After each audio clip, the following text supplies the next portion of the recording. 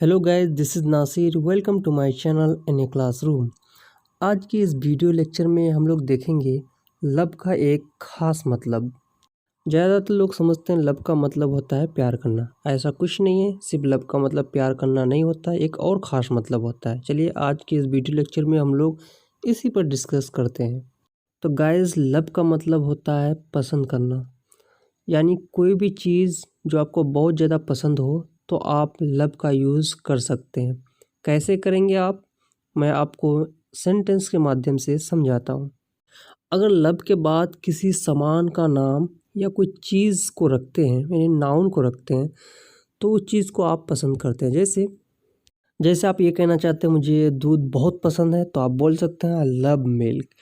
इसी तरह से आप कह सकते हैं मुझे कॉफ़ी बहुत पसंद है, तो आई लव कॉफ़ी। इसी तरह से आप ये भी बोल सकते हैं मुझे चाय बहुत पसंद है, आई लव टी। यानी जो चीज़ आपको पसंद है, आई लव यानी मुझे पसंद है, इसके बाद उस सामान का नाम बैठा दीजिए, नाम रख दीजिए, तो इसका मतलब हो जाएगा उस चीज़ को आप बहुत पसंद करते हैं।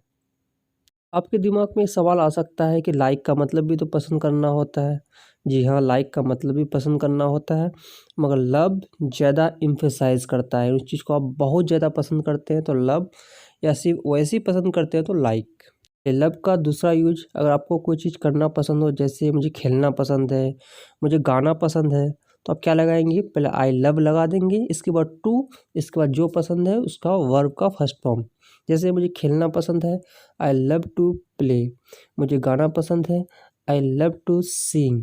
मुझे टीवी देखना पसंद है, I I love to watch TV. इसका यूज इस तरह से भी कर सकते हैं, जैसे मुझे खेलना पसंद है तो आई लव, इसके बाद टू ना लगाएं बल्कि प्ले की जगह प्लेइंग लगा दें। आई लव प्लेइंग यानी मुझे खेलना पसंद है। मुझे गाना पसंद है, आई लव सिंगिंग यानी मुझे गाना बहुत पसंद है। मुझे खाना पसंद है, आई लव ईटिंग फूड।